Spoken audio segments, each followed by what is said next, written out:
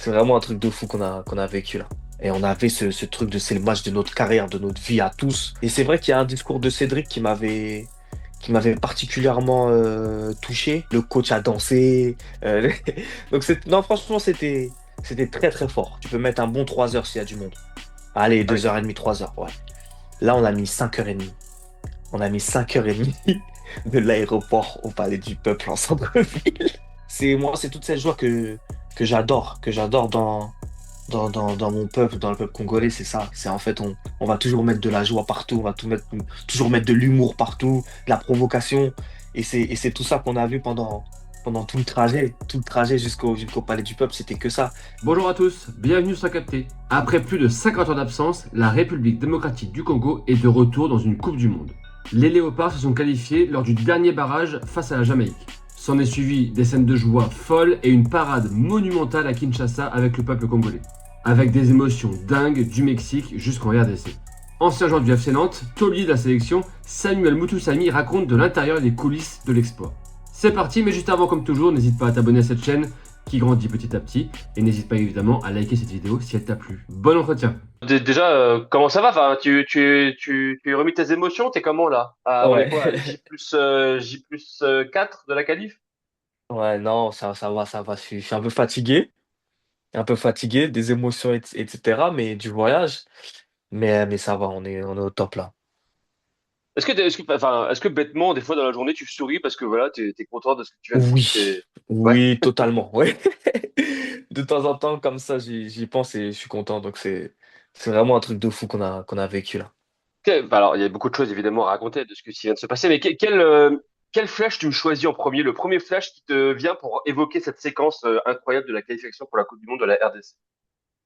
Franchement, c'est le coup de sifflet final, hein. Coup de sifflet final, j'étais sorti en plus à la fin du match, j'étais sur le banc en train de regarder les dernières actions. J'avais des crampes partout, j'arrivais à peine à avancer. Mais ouais, coup de sifflet final, j'ai envie de courir, mais je sais même pas quoi faire, je m'écroule par terre et tout. Donc c'était vraiment une image très très forte. Du coup, ouais, j'allais dire ta première action, c'est ça, tu t'écroules? Ouais, ouais, je m'écroule par terre, je pense à ma famille, je pense à Dieu, je me dis non, ça c'est un truc de fou. C'est un truc de fou ce qui se passe. Comment tu l'as ressenti ce match? Déjà, j'imagine que enfin, vous êtes un peu tous dit, alors vous, vos proches, le staff, les supporters, enfin, vous étiez tous conscients évidemment que c'est le match d'une vie. On l'a tous senti comme ça en fait. Ça faisait un moment déjà qu'on y pensait, même pendant les playoffs continentaux contre le Cameroun et contre le Nigeria. On avait ce sentiment-là que c'était notre heure, c'était maintenant ou jamais en fait.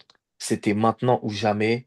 Les matchs, c'était coup près, il y avait une émotion particulière. On se disait qu'après toutes ces années, on l'a manqué de peu.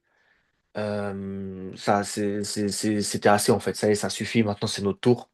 Et on avait ce truc de c'est le match de notre carrière, de notre vie à tous, que ce soit les plus jeunes ou les plus anciens.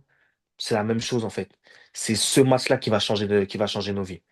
Y a-t-il un discours d'avant-match qui a pu te marquer, que ce soit toi, Chancel, le sélectionneur, enfin, est-ce qu'il y a ou d'ailleurs Cédric, est-ce qu'il y a il y a un discours particulier d'avant-match qui a pu être impactant peut-être, je sais pas. Ouais, il y a eu pas mal. En fait, on s'est tous beaucoup parlé. On s'est tous beaucoup parlé, que ce soit avant, entre nous. On a un groupe très soudé. On a un groupe très très soudé où on se parle beaucoup, on échange facilement. On a toujours eu ce truc-là. Et c'est vrai qu'il y a un discours de Cédric qui m'avait particulièrement touché. Je sais plus avant quel match c'était. Je sais plus si c'était avant le Cameroun ou avant le Nigeria. Mais il y a un discours de Cédric où il parlait, il disait vraiment que euh, on jouait pour l'histoire en fait. On joue pour l'histoire, on joue pour le peuple, on joue pour nous-mêmes et on joue pour stopper ce cycle en fait. Ce cycle où ouah, ça a été galère, ça a été compliqué pendant des années. Et en fait, ça y est, ça se termine maintenant. Ça se termine. Et je me souviens que dans son discours, il remerciait aussi tout le monde. Il y a vraiment une atmosphère collective de solidarité qu'il a transmis que j'ai beaucoup aimé. Et, euh, et ouais, ouais, ça m'a touché pour la suite. Ok, enfin, je veux dire, enfin, c'est intéressant, ça t'a touché en Ouais. disant, ouais, il a mis les mots qu'il fallait, enfin voilà, il a mis les bons mots. Ouais, ouais, c'est ça. Il a mis les mots qu'il fallait. Euh, c'est pas, moi, ça fait longtemps que je suis en sélection avec Bien lui sûr. et je l'ai pas entendu faire des discours comme ça souvent. Là, franchement, qu'il s'exprime autant, ça m'a marqué. Ça m'a marqué et il a dit les bons mots au bon moment et on a fait l'exploit. D'accord. Pour revenir à la Jamaïque, comment tu l'as ressenti avec ton expérience, bien sûr, Ouais.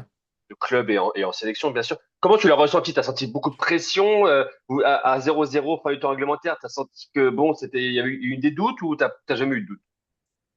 En fait, pendant le match, je vais dire avant le match, il y avait une certaine pression, c'est sûr, mais c'était pas extrême, quoi. On était vraiment dans notre bulle, on a bien travaillé, etc. Donc on a préparé le match comme il le fallait, c'était nickel. Mais pendant le match, c'est surtout qu'en fait on démarre bien. On démarre bien, et je pense que si on marque sur le but hors jeu de Cédric, je pense que tout le match il change et toute la perception du match dans les têtes elle change. Mais comme on marque pas et qu'on dans notre temps fort on concrétise pas, après tout doucement la Jamaïque a commencé à revenir dans le match. Et là, ça s'est corsé. Là, ça s'est corsé. Et j'ai senti, même chez tout le monde, une tension. On jouait pas notre jeu comme on jouait habituellement. On était moins libérés. On jouait plus sécurité. Le ballon Et brûlait les ouais, pieds un peu. voilà, un petit peu. C'est pas que ça brûlait les pieds, c'est plus que l'initiative, elle était prise plus difficilement.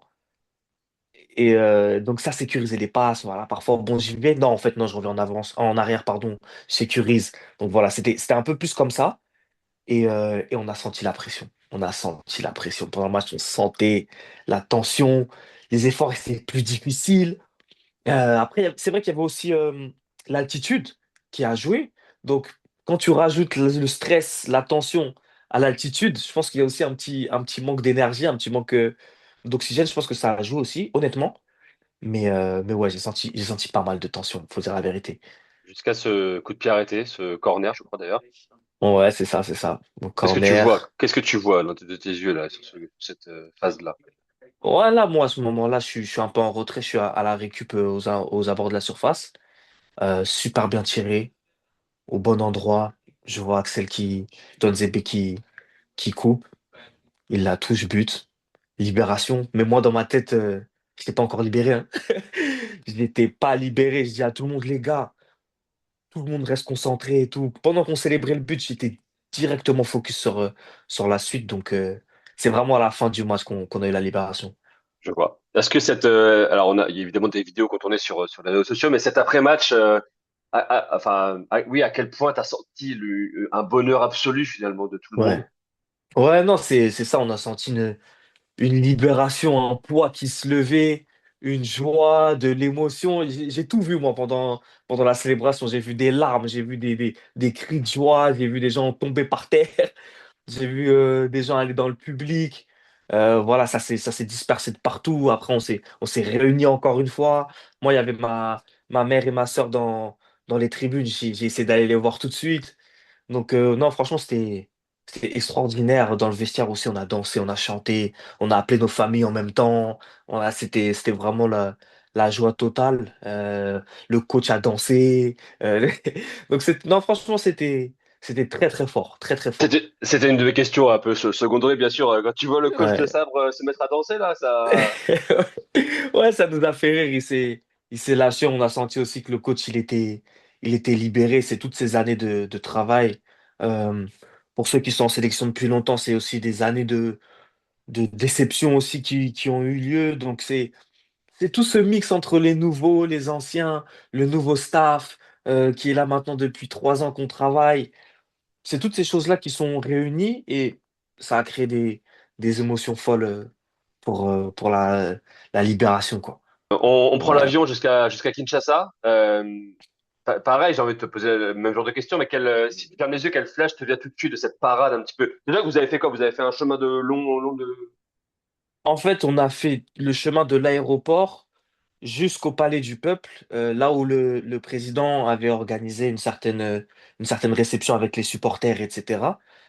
Et en fait, c'est un chemin, bon, déjà qu'il y a énormément d'embouteillages à Kinshasa tout le temps. C'est très compliqué. Donc, tu peux mettre facilement, même quand tu rentres comme ça normalement, Tu peux mettre un bon 3 heures s'il y a du monde. Allez, Ah oui. 2h30, 3 heures, ouais. Là, on a mis 5h30.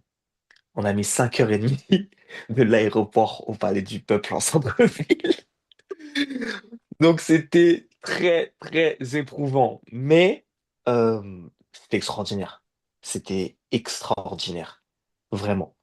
J'ai jamais vu ça. J'ai pas de mots, en fait, pour décrire le bonheur qu'il y avait sur ce chemin entre l'aéroport et le Palais du Peuple. C'était extraordinaire. Des milliers, des milliers, des milliers de personnes dans les rues à nous suivre tout le long du trajet.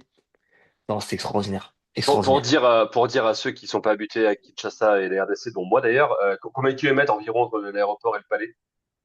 Euh, je ne sais pas exactement, je dirais qu'il y a ouais, peut-être 15 kilomètres Ah oui, voilà, donc max. ouais, belle moyenne pour le coup. Ok, Ouais, ouais, ouais, c'est. Non, non, c'est pas très loin. Non, non, non, c'est pas très loin du tout. C'est pas loin du tout. C'est. S'il y a personne, tu mets 30 minutes. ok. 35 minutes, voilà. Mais c'était la folie. Ouais, c'était la folie. Franchement, j'ai pris 12 milliards de photos et de vidéos tellement c'était extraordinaire. Extraordinaire. Qu'est-ce qu'elle, c'est une question un peu philosophique, mais qu'est-ce qu'elle signifie pour toi voilà cette scène de joie, etc. Tous ces gens tout au long du parcours, qu'est-ce qu'elle signifie selon toi? Un Non, pour espoir, moi, un bonheur, oui, un pour moi, soulagement? c'est ça. Pour moi, c'est l'espoir. Pour moi, c'est vraiment l'espoir. C'est vraiment le sentiment que je ressors quand je vois des scènes pareilles. Parce qu'en fait, on sait à quel point le pays est dans une période compliquée. Ça dure depuis des années et des années avec ce qui se passe à l'Est, mais aussi ce qui se passe dans le pays. C'est compliqué, la vie, elle est dure. Pour la moyenne, la plupart, la moyenne des gens, la vie est très difficile. Donc, le fait de pouvoir apporter euh, ce genre de scène, c'est le Graal pour nous, en fait. C'est le Graal parce qu'on sait que le peuple est heureux de nous voir, est heureux de son équipe, est fier de son équipe. Donc, ça rapporte de l'espoir et de la joie à tout un peuple, en fait. Et on est capable de le voir, on est capable de le ressentir. Nous, en tant que joueur, à notre petit niveau, on se rend compte qu'en fait, ce qu'on fait, ça apporte autant. Et ça, je pense que c'est ce qui est le plus beau dans notre métier, de loin. Ok. Y a-t-il un autre souvenir, une petite anecdote entre guillemets de cette parade que tu as envie de me raconter qui te fait marrer quand tu y repenses avec un coéquipier ou je sais pas, une scène que tu as vue de Euh, tes yeux? Ouais, en fait, il y a des pancartes aussi. Les supporters congolais sont très, très ingénieux. Ils ont beaucoup d'inspiration. Donc, il y a des pancartes. Tu vois des pancartes. Là, je voyais des pancartes Portugal à maîtrisable. Ça veut dire qu'on peut maîtriser le Portugal. Euh, donc, ils sont déjà tu vois, ils sont déjà dans la vanne. Ils sont déjà dans l'ingéniosité, dans l'inspiration de ce qui va se passer après. C'est toute cette joie que j'adore dans mon peuple, dans le peuple congolais, c'est ça. C'est en fait, on va toujours mettre de la joie partout, on va toujours mettre de l'humour partout, de la provocation. Et c'est tout ça qu'on a vu pendant tout le trajet jusqu'au Palais du Peuple, c'était que ça. De la joie, de l'humour, de la danse, des chants. On mettait de la musique dans le bus, par exemple. Les fans autour du bus chantaient les musiques par cœur. En même temps qu'ils nous supportaient, ils criaient nos noms, ils criaient nos surnoms, etc. C'était extraordinaire. C'était extraordinaire. Très bien. Je te dis que tu vas jouer une Coupe du Monde. Je te dis ça, ça fait quoi? Il y a 7 mots dans cette phrase-là. Qu'est-ce que ça te fait dire Ah, là? Samuel Mutusami, bientôt 30 ans. ouais, non, c'est une fierté extraordinaire. C'est une fierté extraordinaire. C'est le Graal de tout footballeur.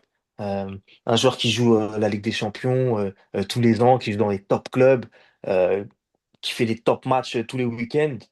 Son rêve, c'est de jouer la Coupe du Monde, au même titre que n'importe quel footballeur dans le monde. Donc c'est le Graal. Donc moi, pour moi, c'est une fierté énorme. Tout ce que j'ai en tête, c'est de bien me préparer pour y aller, c'est tout. C'est quoi si je te dis toi Coupe du Monde, c'est quoi le souvenir d'enfance qui te vient instantanément? Instantanément, le premier souvenir ce que j'ai, c'est 2006. 2006, la France, Zidane, France-Brésil. Voilà. Mon premier souvenir, c'est celui-là. Le France-Brésil, tu le revois dans ta jeunesse? Ouais, ouais. France-Brésil, il m'a marqué à vie. Il m'a marqué à vie. Le match, il était trop beau.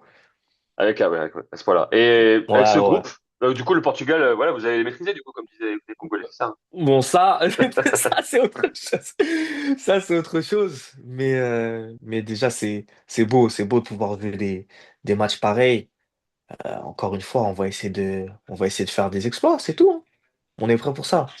Ça sera un match de Coupe du Monde. Bien sûr, bien sûr. Tout le monde sera au top du top de sa détermination, de sa concentration, de son niveau. Donc, on verra sur le terrain. Mais tout ce que je sais, c'est qu'on va préparer le match comme il faut.